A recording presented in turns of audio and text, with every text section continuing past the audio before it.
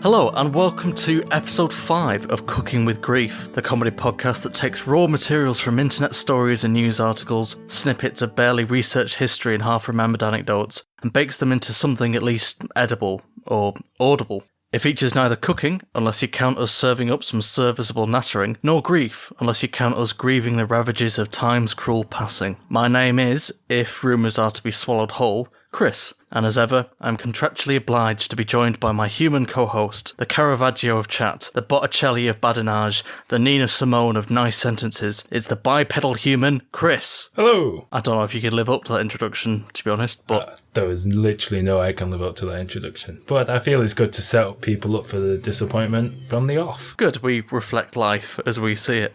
So here's how the podcast works. Each of us Chris's digs up 2 stories, articles or facts which were found in the past week, which we think will make for an interesting conversation. Like pigs hunting for delicious audio truffles. We then strip to the waist and wrestle, but that usually gets edited out, because some things are just too erotic for ears to handle. So Chris, what's your first and penultimate topic? So Chris, for my first topic, I'd like to talk about heroism in war. Have you ever heard of a man called Nathan Hale? I have not. Well, besides being the lead character of the Resistance games, there was a different Nathan Hale who was an American spy during the War for Independence. He was captured by the British, and when they hung him for the crime of spying, he said, "I only regret that I have but one life to lose for my country." However, that's not what I want to talk about. I want to talk about Ukrainian dolphins. Right, okay. I hope the two are linked, otherwise it's a hell of a curveball. Yeah. How's this for a segue? I'm sure you remember the Russian invasion of Crimea, which everyone seems to have just sort of quietly swept under the carpet because nobody wants a nuclear war. It was ages ago, mate. Well, not only did the Russians capture the Crimean Peninsula, they also captured some Ukrainian military dolphins. These dolphins were not just any old soldier. They died patriotically by going on hunger strike. Right. I mean, where I thought this story was going is that obviously as British people, we have to be aware that our countries have committed some terrible crimes in the past, and I thought you were going to say that the British hung a bunch of military dolphins and they had really poetic last words like... Well, yeah, the last words have not been recorded, but apparently the Russians tried to retrain these Ukrainian dolphins to follow Russian orders, but apparently they all died, and according to the Ukrainian government, they refused to follow orders or eat food provided by the, quote, Russian invaders, and their hunger strike led to their eventual deaths. Wow, so a bunch of dolphins have shown more solidarity and bravery than I ever will. Basically, yes. In fact, the government representative, Boris Babin, not sure how to pronounce it, said that the dolphins were more honourable than some human soldiers. Wow. He compared them to the Ukrainian soldiers who surrendered to the Russians, saying that many Ukrainian soldiers took their oath and loyalty much less seriously than these dolphins. I mean, okay, yeah, I see his point. Do the dolphins know the full ramifications of treason? Well, apparently these ones do.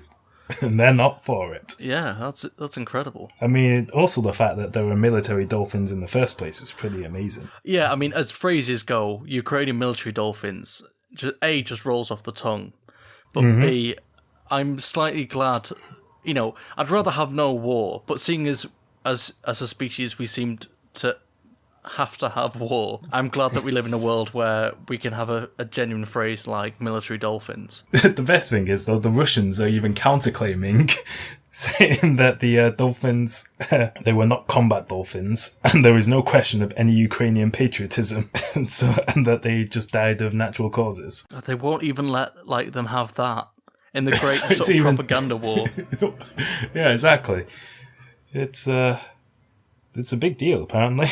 Because I suppose if you're the enemies of Russia, you don't want them to find out that they were defied by a bunch of patriotic dolphins. You think, well, if they can stand up to Russia, maybe we can too. You want to think, no, they were just, I don't know, circus dolphins who just starved. Which is a horribly depressing idea. I mean, that is... Something I did learn, though, through this, is that dolphins, again, this is a depressing fact, but they can and do drown themselves when they feel that life's just too much. Because they have to actually think about breathing, which must take a lot of effort, because I think if I had to think about breathing, I'd probably fall over. I'd definitely forget. Yeah. The amount of times I've been lying up working night and thinking, I swear there was something I was meant to do, and then I remember, something from work, and I think, oh, fuck, I was meant to send that email. I thought you meant, I remembered what it was. Oh, yeah, breathing. Well, exactly. Like, if I can forget, like, that, then I'd definitely be like, what was it I was meant to... Oh, I have died. Yeah. So, in what capacity were these dolphins in the army in the first place? Air Force pilots. Translators. Yeah. Suicide, enough, it doesn't say. I remember disposal, maybe? I have no idea. They probably won't be too good at that. I don't think the flippers could hold the little wire cutters. but they could at least alert like submarines where bombs are. Yeah, I remember on Command & Conquer Red Alert 2, if you were the Americans, you could get dolphins. I can't remember what they did. They must have been able to shoot stuff. Because I remember the Russians had a giant squid, but the Americans had dolphins. And it was a very realistic game. I was going to say, was that historically accurate? Well, I mean, dolphins do get used in weird and wonderful ways, because do you know about the CIA experiments on giving LSD to dolphins? No.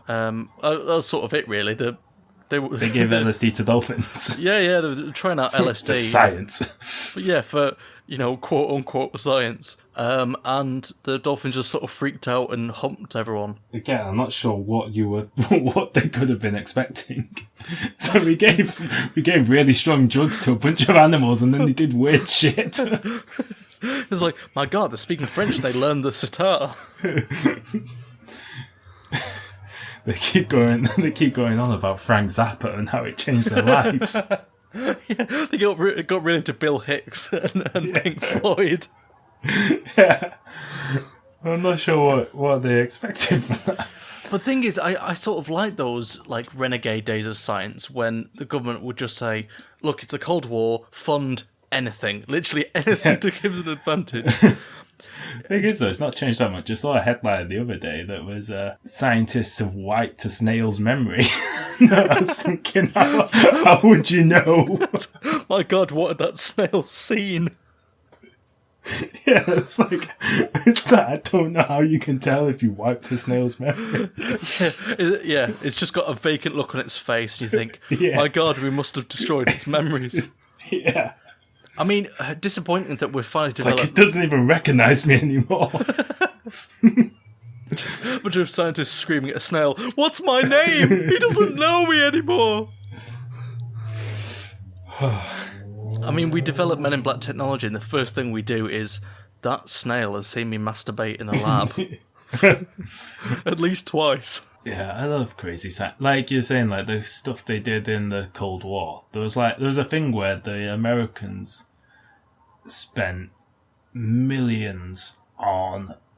It's how Uri Geller got famous. It might have already been known, but they paid him loads and a bunch of other people to try and prove psychic powers. And it literally took them something like 25 years before they established that there is no link between these people and psychic powers. Well, yeah, I think that's the basis of The Men Who Stare at Goats, is the correct team of psychic soldiers who are trying to make goats explode or walk through walls or whatever they're doing. With limited success. Yeah, I mean, very limited. That limit being a lot of frustrated goats who just want to be left alone. I read one thing once where I don't know how far into development it got, but there was at least plans to make a gay bomb. Where the idea was if you bombed the enemy with hormones that turned all the soldiers gay, they'd be I don't know what the plan was after that. Presumably it was they'd be too busy listening to the village people to fight back or something. It was a product of the time when I don't know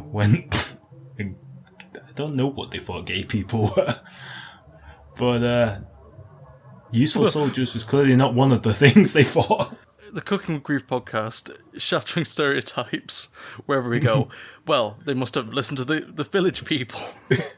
No, I said that's what they thought. Yeah, they thought. Whoever came up with the idea of a gay bomb. Otherwise, you've just, unless it was a really long-term plan to depopulate the enemy, but that's really playing the long game. I mean, at that point, when you're greenlighting missions to develop the gay bomb, you don't care what the results are going to be. It just sounds. It's just, if your general says, "I need 5 ideas," that's a solid one. Yeah, that's it. Oh shit! I've got 5 minutes to think of something. Yeah. That's the putting out the biscuits at the meeting, and they think, oh, shit. I thought you said 4 ideas. So that's my facts about Russian killer dolphins. What have you got, Chris? So for my first topic, I'm going to talk a bit about films. A topic I know that's near and dear to your heart. So, Chris, like an abrasive cinematic polish, you're a bit of a film buff. Hold for laughter. And that was terrible. I was genuinely quite pleased with that, but I was clearly mistaken. But you seem to like superhero films in a way that I don't. I don't know why. I've never been able to get into them. But the new Avengers film has opened up in China. And sometimes things don't necessarily translate well from one culture to another, particularly between languages, because in China, the film has opened and Avengers has been translated as Fulian, or Women's Federation, which is slightly misleading. Is it the same film? It is, but it does make it sound more like Calendar Girls. Yeah. It's Women's Federation should be a film about the suffragettes, not a superhero film. Mostly men. Yeah. So the actual members of the Avengers, so Black Widow in Chinese becomes Guardier or Sister Widow, which isn't too far off, but does sound more like a nun intent on revenge, yeah.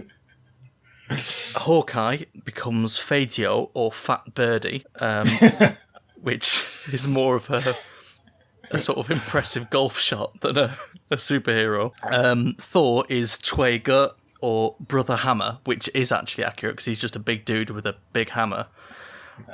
He's a bit of a bro. Yeah, a bit of a bro. He's a bit of a jock. Sorry, I was just gonna say, did they change the backstory so that Brother Hammer and Sister Widow are related? I don't think so, but I think Brother Hammer is more of a communist ideal than it's more hammer and sickle than it is like reincarnation of a Norse god. So Spider-Man translates as Little Bug, which makes sense, I guess. Technically accurate. Yeah. Well, I suppose Big Bug would be more accurate, but... Or Little Arachnid, maybe. Hulk is Green Fatty. Seems a little harsh. Don't mince their words, do they? Because he's ripped. He's huge, but no, just Green Fatty. Iron Man is Tin Can, which... Again, he's playing down his powers somewhat, but it's like a Wizard of Oz crossover. Yeah, it's like knockoff versions that you'd find like cosplayed on the street. Just a dude in like in like just a metal bin going, "I'm Iron Man." No, you've gone insane. But my absolute favourite has to be Captain America, whose Chinese name is Danai Duizhang, which translates as Captain Big Tits. Wait, I'm sorry, what? Yeah, I mean, other than being my nickname at school, I don't know how they've got that way. Did they call America Big Tits? Like, oh, well, we call our country Big Tits anyway, so he's captain of the Big Tits. They've used a different word for it. So like the Chinese word for America just means the beautiful country, which is at least positive. They don't call it the land of the big tits. They really can't go into like, you know, like how North Korea's always goes on about like the evil American imperialists and all that. How China can't really do that because it's hard to say like the evil, ruinous, beautiful country, which is definitely set on our destruction. Yeah, they're quite complimentary about other countries, at least name-wise. So America's beautiful, England is brave, Nice. France is just, I think, Germany is regulatory. That can't be true. which is fine. It's like the country of rule or laws. And then China, they've gone for the middle country, which you would have thought they'd like big themselves up rather than just saying, well, we're in the middle of our map. Yeah. So I don't know whether in the Chinese release Captain America has to wear some fairly extensive prosthetics to sort of fit his name. Pull it off, yeah. But it's a lot less dramatic than Captain Big Tits to the rescue. yeah, but I mean, if they in these films, you know, there's so much sort of motion blur that can you see them jiggling anyway? True. But I've got a bit of a quiz if you're interested, because poorly translated films are nothing new. So I'll give you the mistranslated titles of well-known films, and you have to tell me what film they are in English. Okay. So in China. So these are Chinese. So it's all from all over the world. So Okay. in China, what film came out as Superpower Dare Die Team? I'd like to say Suicide Squad. That would be a much better title. Instead, it was Ghostbusters. Oh. What film came out as Six Naked Pigs? And it's not a top-shelf version of Babe. Yeah, I was going to say, I cannot think of a single film that vaguely relates to that. Well, it was The Full Monty, which sort of makes sense. It's a bit insulting. a bit insulting, but nudity, I guess. What about his powerful device makes him famous? I have no idea. It's not Doctor Who, it's Boogie Nights. Well, his powerful device being his penis. His enormous prosthetic penis, yeah. Okay. In Japan... I was thinking more mechanical, but you know, when you said device, but no, I suppose that does make sense. Yeah, you know, there is a logic to it somewhere. What film in Japan came out as I'm drunk and you're a prostitute? Lost in translation? No, Leaving Las Vegas. No, right, you definitely won't get this one. What film is Mr. Cat Poop?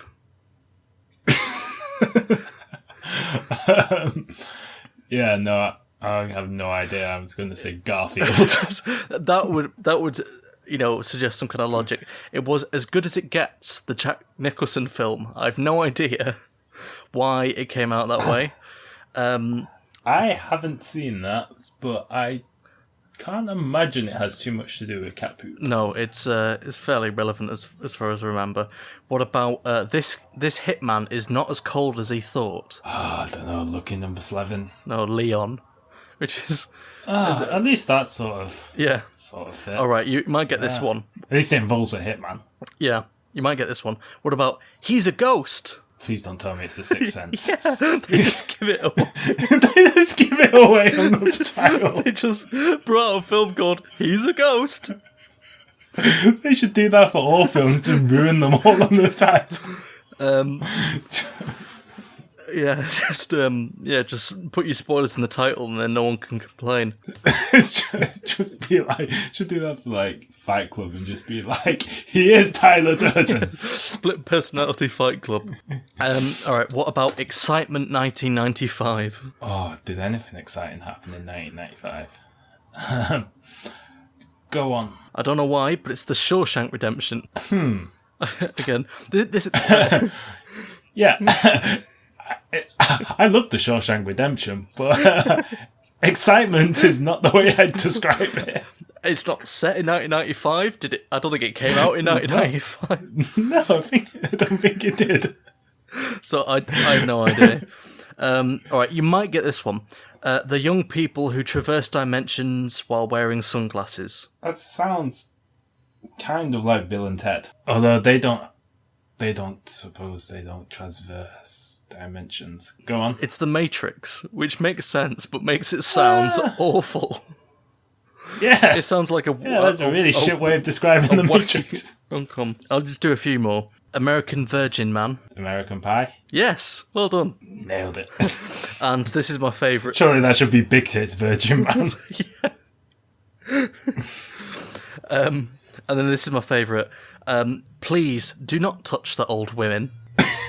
Calendar Girls. No, that would make sense. But I don't know why, but that opened in Italy as the producers. What? Actually, that is a minuscule part of the plot. Yeah, tiny. Absolutely tiny. Like, it's not... like, the least relevant part of the plot. So, yeah. So Wow. That's like, what do you want to do if you want to release a film but not give I don't know, actually. You do want to give away something about it, but the smallest part you can humanly think of. See, it falls into two dimensions. Either it's, you give it all away, as in he's a ghost, or you give absolutely nothing away with please do not touch the old women. Yeah. Oh, those are great.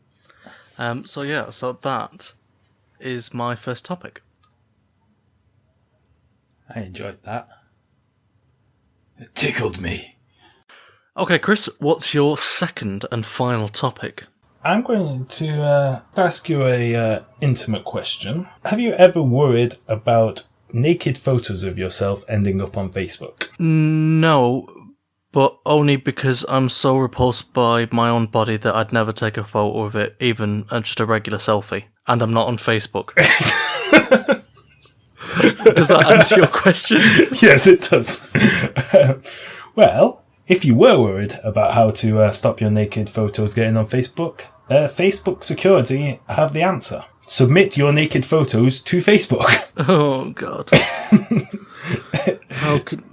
Why do people still trust Facebook? Well, because, they've not had any controversies in the last day. So, yeah. So apparently, if you think...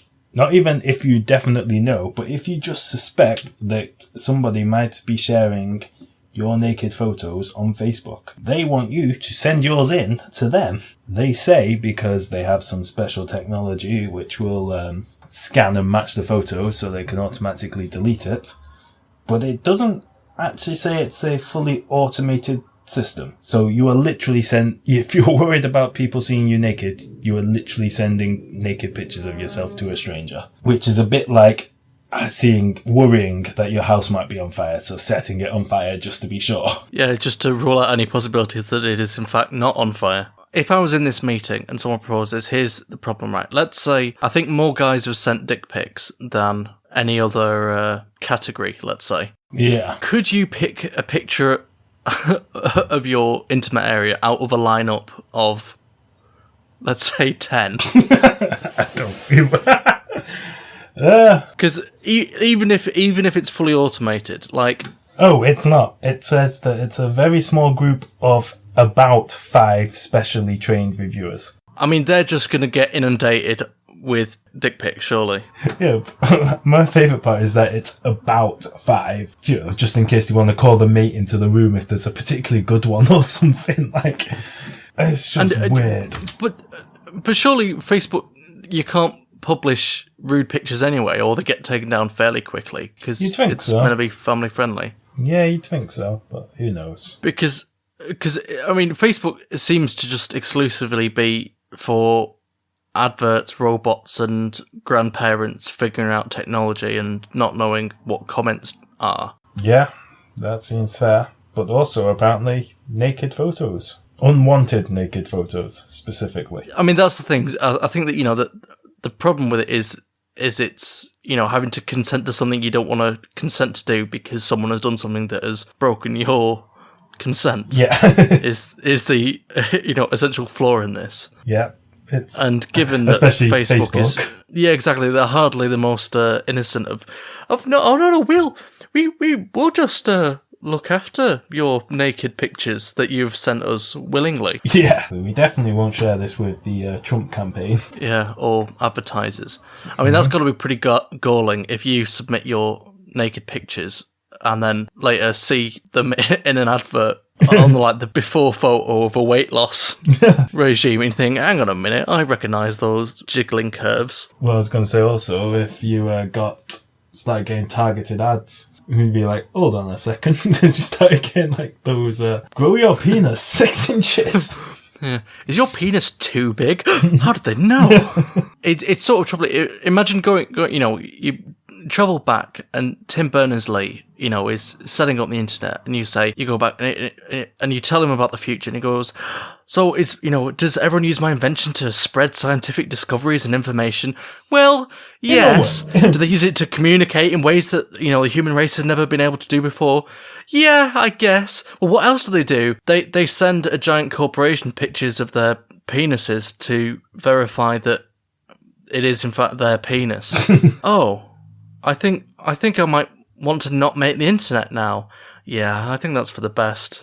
Well, I was going to say, though, you've not heard the British government's latest plans to, supposedly to stop kids watching porn, but it seems to be just trying to ruin everybody's life and make it as awkward as possible. They originally said that they're going to make you have to show some form of ID in order to log into porn websites. And it had to be either your bank details or a form of official ID like a driving license or passport. And then somebody pointed out that that's a fucking terrible idea because putting your bank details or passport onto a disreputable website is asking for trouble. Or even a reputable one. Yeah, exactly. After all the things that have gone on with internet security, plus the British government's not exactly above spying on people, putting in all your details is asking for trouble. So obviously they went away and thought, you know what? That's probably a pretty bad idea. How can we make a better way whilst, still making this awkward? And they came up with going to the newsagents to buy a porn code. It sounds like a joke, but that's genuinely somebody came up with the idea, and then people went, yeah, that sounds pretty good, People who are about to have a wank should go down to the local newsagents and ask them for a one-time use code. Yeah, you're there going, I think I might masturbate today. Hang on, let me just, get my shoes on, walk down. Morning, Jim, morning. How's the family? Great, thanks. Can I have a one-use access code so I can view some, frankly, eye-watering pornography, please? Of course you can. Do you want a pint of milk as well? You pervert. I mean, back in the good old days, websites would just come up and say, are you 18? And then you had to scroll down and everyone was born 1st of January, 18 years ago. The first available year.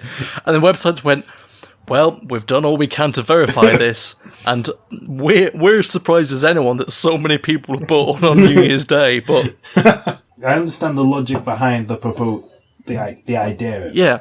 Yeah, like stop kids having access to hardcore porn. Good idea. Yeah, good idea. Execution seems like they thought about it for about 2 minutes at best, and then probably went back to watching porn, knowing what the government's like. Know what MPs tend to be like. I can imagine they whipped open their laptops and were like, yeah, it's good enough for me.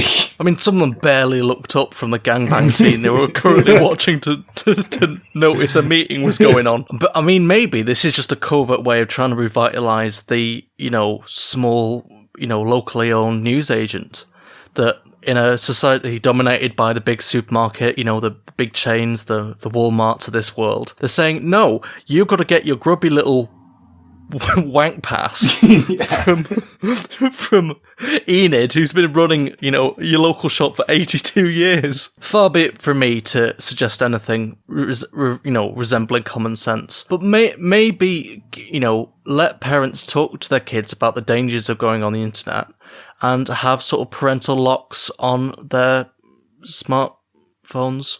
Yeah, no, that would make some sort of vague sense, but rather than say pop down to your local shop to to buy a half an hour streaming Wank Pass. I mean, if we're calling it now, if they end up calling it that as the official title, we want either royalties or no part of it. I don't know which. Depends how much money's involved, because I'm nothing if not shameless.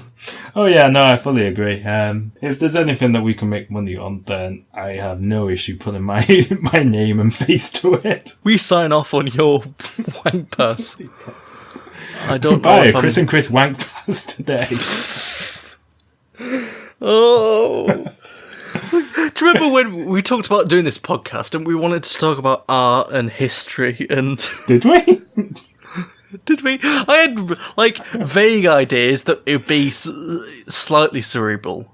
All we do is talk about wanking or ancient Greeks and sodomy or pig semen or, just bodily fluids in general. Yeah. Oh, sorry, I meant some more ashamed. Yeah, take that pride out your voice. Yeah, we're perverts.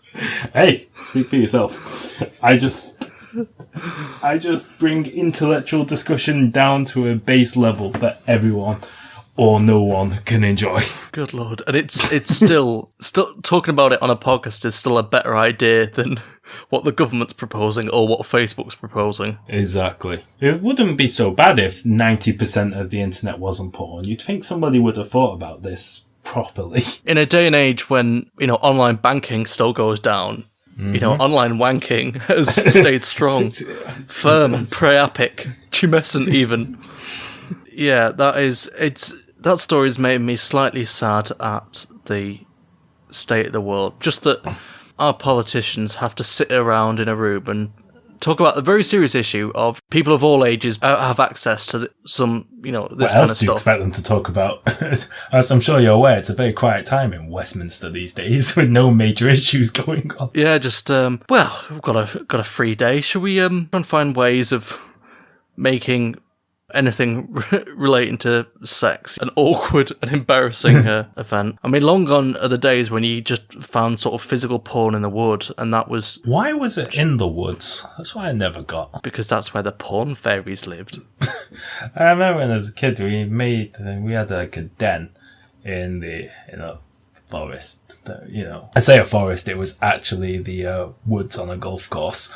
But to our child minds, it was definitely in deepest, darkest Fangorn forest. But yeah, and then just round somewhere else in said small wood, there was always just a stack of porn mags.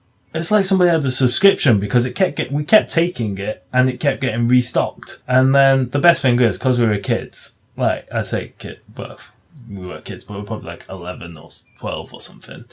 So we were fascinated by it for about 10 minutes, and then we realised it was flammable.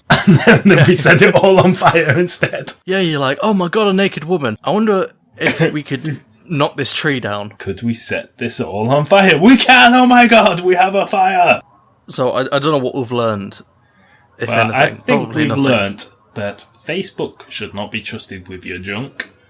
The government can't be trusted with anybody's junk, and that really everybody really is only barely responsible for their own junk. And porn burns. And porn burns well, but only when it's in magazine form. Internet porn probably does not burn quite so well. Burns into your soul, some of it. Oh yeah, your soul definitely burns when you die. That will not go down well with St. Peter at the pearly gates. Oh, come on, He's got to be so bored on the gates of heaven that he's got a subscription to... I was about to say, horny cherubim, but then I realised they're the baby ones, and that's no good. That would be sick. I don't want to accuse him of anything. He's not a priest, for goddammit. Yeah, Sapphic Seraphim, maybe, Ooh, Seraphim. I've exhausted my knowledge on angels, to be honest. Yeah, I can't remember much. Apart from that St. Michael's a badass. And St. Paula had a beard. Really? Yeah, a miracle. She was called St. Paula the Bearded. I mean, after the fact. Yeah. And she was beset with suitors and prayed to God to just be left alone from men. Classic. So she grew a massive, disgusting beard. No men wanted to go anywhere near her. I love those stories about how some people became saints. Like, there's one in Winchester who, he was like Bishop of Winchester or something, and then became a saint. Can't remember his name. Vague history. But he became he became a saint because he dropped a basket of eggs and they didn't smash. I've done that at work, apart from the not smashing bit. Oh, well, that's it. If you smash, you're just a lowly human. But if they don't smash, then God himself is clearly looking out for you. Yeah, saints really, it was a low bar back in the old days. Okay, Chris, please raise the bar with your final offering, because we really need to finish on at least not that incredible low note. I can't promise anything. So for my second topic, I'm going to do something we've never done before on this podcast. Is it actually do comprehensive research and not just guess at the facts? No. Oh. Is it think about what I'm going to say instead of just winging it and hope to rely on my so-called natural charm? No. Is it to do a whole topic in Norwegian? Nay. It's to return to a topic we've actually already covered with a bit of an update. Ooh. I genuinely got really excited when you said, when you said something about researching it. I was like, oh, this will be good. And I was like, no. I was like, oh. It's bad enough that I'm disappointing you now, let alone any listeners. So on the last episode, we talked about the original folklore of doppelgangers, and we sort of segued on how to a lot of modern adaptations based on old folk stories have, for pretty obvious reasons, sort of sanitised endings where the originals were actually damn bleak. Last time, the only one I can remember off the top of my head was the Hunchback of Notre Dame, where in the Disney version, Quasimodo saves the heroine from execution, but in the original, he watches her get hanged, having been tricked into handing her over to the authorities, and breaks into a grave and starves to death. Classic children's fairy tale, stuff there. So I thought what I'd do is because I couldn't remember at the time, I'd go and look up other similarly uplifting films you enjoyed in your childhood that are based on fairy tales with really brutal endings, because that's a fun thing to talk about. Because fuck your childhood. So, have you seen The Jungle Book? I have. So, you know how in the film Mowgli gets taught to sing and dance by the animals, and it's a fairly sort of happy Disney sort of time? Mm-hmm. Well, the original sees him slaughtering the inhabitants of the village with the elephants. They just go on a rampage and kill everyone, and that's how it ends. That is pretty brutal. It's pretty brutal. I did think he was a bit of a psychopath, though. They were wolves, though, so they're pretty vicious. Yeah, but I mean, if you were raised by sloths, would you turn out to be a psychopath? I don't think so. I think you'd just be chilled, yeah. In Pinocchio, little Johnny Pinocchio, as he's called, in the film becomes a real boy because he learns to be good and he doesn't tell any lies. In the original, he's just an unremitting dick to everyone. So it ends with a cat and a fox hanging him from a tree. And the last thing is they just watch him swinging on the breeze. So they lynch Pinocchio, effectively. Yeah, they just lynch him because he's a dick to everyone. That's it. There's no moral there. I suppose there is a moral. Don't be a dick. Don't be a dick or wild animals will lynch you. But a better moral would be don't lynch people. Okay, yeah, he's annoying, but don't hang him by his neck. That's so extreme. In Hercules, one thing that they failed to mention is that instead of, becoming a true hero and joining the gods in Olympus, the gods drove him mad. A hero drove him mad, and he killed his wife and children. Oh, I did know that one, though. That is part of my vaguely remembered classic history. It's why I really like God of War, because even though it's obviously not, accurate to any of the actual myths and legends, it tonally really does actually fit in very well with, what they were originally like. People are like, oh, it's just a modern video game where they take these classic things and add loads of sex and death and violence and Zeus being a dick. And it's like, nope, they were all there. That's all it's about. Yeah. Zeus being a dick in particular, is all Zeus does in the myths is trick mortal women into becoming impregnated by him. He does a lot of... The weirdest one is where he disguises himself as a swan to trick a human into having sex with him, which raises a lot of questions about the woman. Yeah, why did that work rather than appear as a rippling six-pack man? Yeah. Yeah, I'm not really interested. No, but swan. A sexy swan, you say? Yeah. You can turn me to foie gras. That's geese. Moving on. In real life, Pocahontas was kidnapped and sold into marriage, dying at the age of 22. Oh, ripe old age. That is depressing. Yeah. In the original story of Mulan, she loses the war instead of winning it and is forced to marry an enemy Khan as a punishment for having defied the Mongols. She escapes and flees to her home to discover that her father has died and promptly commits, like, proper suicide. Like, full-scale suicide. I didn't know there were levels. There's mild, spicy, and then proper suicide. Cheeky little Ariel from the Mermaid documentary, instead of living happily ever after with Prince Eric, instead lives in permanent agony, having not read the small print of Getting Legs. What was the small print? That she'd have to live in agony. Oh, okay. I thought there was like a second cause. Like, you have legs, but you'll constantly have gout or something. No, like she thought she was signing up just to have legs. Okay. But like, legs plus the trick was like her fishy bits ripped in two to form sort of legs. Ooh. And she's just constantly in agony. That doesn't sound fun. And because, you know, that's a bit of a downer, just being with someone who's just screaming in agony all the time, Prince Eric buggers off with some other woman and Ariel drowns herself. Oh! Ba-da-ba-ba-da-ba. Disney. Yeah, that. You cannot imagine Sebastian the Crab singing about that. Yeah, it's very hard to have a sort of jaunty sort of calypso tune over the top of that. Beast goes mad and devours Belle, which in neither version of the film they touch on, preferring the whole sort of transformative power of love shtick. Yeah, I remember being a kid, because I was a weird kid, watching that and being really disappointed when he didn't do that. It is sort of more logical. So clearly you were just in touch with the original story. Yeah, well, I always thought, you know, he had a pretty sweet deal. He was, like, badass, could, like, fight off wolves and stuff. Had a whole castle to himself with, like, furniture that moved and did all the hard work for him. I thought he had it pretty sweet. What, and you wouldn't trade that for true love? No, I love you. Not. Yeah, but I can bench so much. Yeah. Look at the size of my biceps. My furry biceps. Furry biceps and my wardrobe opens itself. In Snow White, the dwarves that seem so innocent, you know, in the film, they're all just, you know, sort of being cute and bashful and sleepy and dopey and doctorial. Yeah. But in the story, they end up torturing the witch to death by making her dance in iron shoes over a fire. Oh, harsh. Which is neither bashful nor sleepy. No. It's just cruel. It's just grumpy. It's just all called cruel. Yeah, grumpy maybe.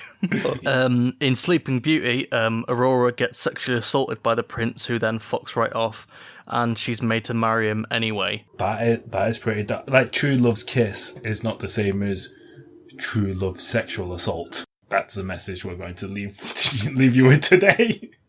Sexual assault is not good. It's a hard one to bring up on a comedy podcast, but now that I've said it, I just want to reaffirm sexual assault is not love. And finally, Cinderella isn't quite all sparkly dresses and happy princes, because the sisters have to cut their toes off to put on the slippers, and they end up having their eyes gouged out by pigeons anyway. Sounds a bit Alfred Hitchcock. Yeah, so that sort of happily ever after doesn't really exist in any of the stories that you want it to believe in. I think the Disney versions are a bit nicer. Yeah, I mean, to be honest, some people might think it's censorship, but I think if you're going to show these stories to small children, maybe have happy endings. Yeah. Like, there's all the time in the world to learn about the horrors of war, and particularly about the horrors of men. It seems to be the theme running through all of them. I don't know, obviously it all predates that, but, you know, the original ones do sound a bit like if Disney was written by the guys behind Warhammer 40,000. I mean, I'm all for art being able to tackle tough subjects, just not for kids, and not like the Pinocchio one in particular is just so bleak. Like, I know there are worse things. It's a moral to kids, though. Is literally like, don't lie, don't be a dick, or we will literally kill you. Yeah, because it's like you got to worry about the origin of these stories. It's like, you know, peasant children going to bed and read me a story, and it's like, I can't read. I'm an 18th century peasant. I am a turnip. Oh. Yeah, so they can't read, so they're just winging it. And little Johnny Pinocchio didn't learn his lesson and was just a bit of a dick to everyone. So a cat with thumbs and a fox who helped hung him. Good night. Oh, what am I meant to take away from that? Don't lie. Don't be a dick. Eat your vegetables. What are vegetables? I like how the Little Mermaid one is like, don't trust lawyers and always read the small print. Yeah, read your term and conditions before. So the modern parable is don't send your nudes to Facebook, or they'll trick you and make you send you to them again. Yeah, even nudier this time. I mean, at least there's like some sort of moral behind them, even if it's a bit twisted. Whereas the Quasimodo one seems to be like, sometimes you try your best, but if you're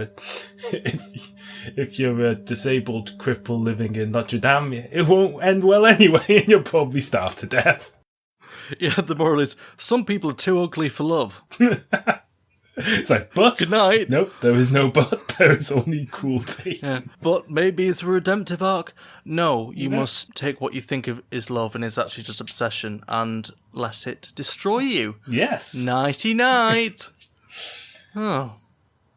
I don't want to grow up. Well, tough. You're going to be 5 in 6 weeks. It's time to get on the plough. Yeah, you got your midlife crisis next week. So I know you said, can I end on a high note? The answer is no. No. Just a deeply, deeply depressing note. We don't call it... Yeah, really hitting the grief hard. I was going to say, we don't call it cooking with grief for nothing.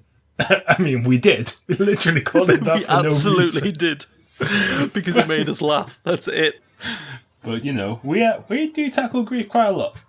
Cooking less so. Yeah, so next week we're just going to bring 4 recipes and teach you how to make a lovely quiche infused with murder. So there we go, that was episode 5 of Cooking with Grief. All 4 of our topics done, 2 each, and as ever they were a delightful range from bleak to depressing to plain upsetting to mildly interesting, hopefully. I want to say I feel like I've learned something, but at the same time I feel like I may have got a bit stupider. Well, I think what we've learned is what we all knew all along, but we were just trying to suppress, is that the world is a fundamentally broken place, and we're all just drifting through chaos. Yeah, no, that sounds about right. But that seems too negative of a thing to end on. So what are some nice things about life? I like coffee. That's nice, although it is going to run out eventually, so that's depressing. Oh, you were so close. I like birdsong, but it is essentially just them screaming in trees.